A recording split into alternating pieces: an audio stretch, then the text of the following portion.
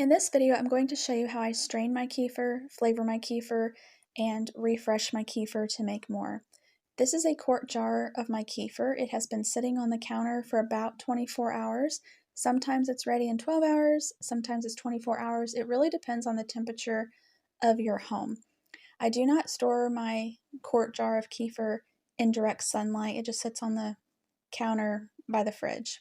I only feed my kefir with raw, fresh cow's milk, so I cannot comment on how this works with goat milk or powdered milk. I can't comment on that. I'm certain it would work with store-bought, pasteurized, whole milk, and possibly 2%. I don't know, I haven't tried those, but I'm certain it would work with store-bought whole pasteurized milk as well, because I know yogurt does. I like to shake the quart jar of the kefir before I pour it through the little strainer basket here. This just helps to make it pour easier. And I pour the quart jar through this more fine strainer set on top of my Ninja blender. I use a spatula to firmly press the kefir through the little strainer basket. And I just do this until the quart jar has all been put through the strainer. A lady from my Azure Standard group, she gave me the kefir starter, and she said just take a tablespoon of the kefir grains to a quart jar of your milk and start it that way, and I did. And over time, your kefir grains, they grow. I have already frozen 2 batches of my kefir grains. I gently dried them out on a paper towel for a few hours and then put them in a glass jar in the freezer, and that's where they are still to this day. And you can see I need to go ahead and divide my kefir grains up again, which I'm actually going to, because in a few days I'm going to see my sister and she's going to have some of these kefir grains right here. So kefir grains, they are a little stretchy, elastic, and rubbery. And here is the basket of kefir grains. Now, if you have so many and no one to really give the extra to, and you've already dehydrated and frozen your backups, you can eat them as they are. Put them in a smoothie, feed them to your chickens. I hear that they love them.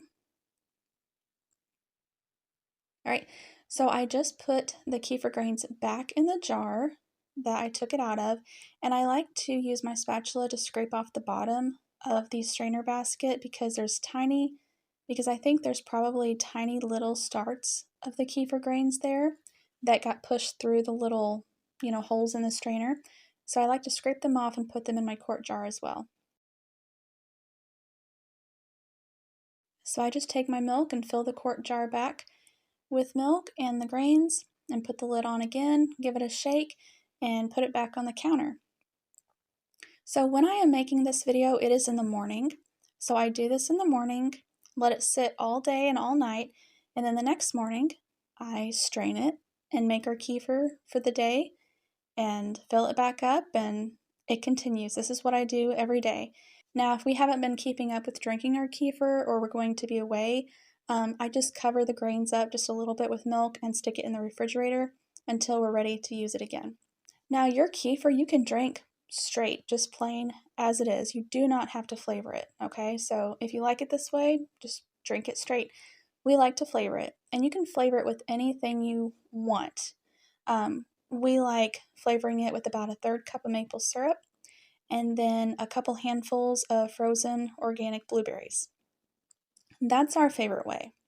We have also used blueberries and strawberries mixed together. That is my second favorite way.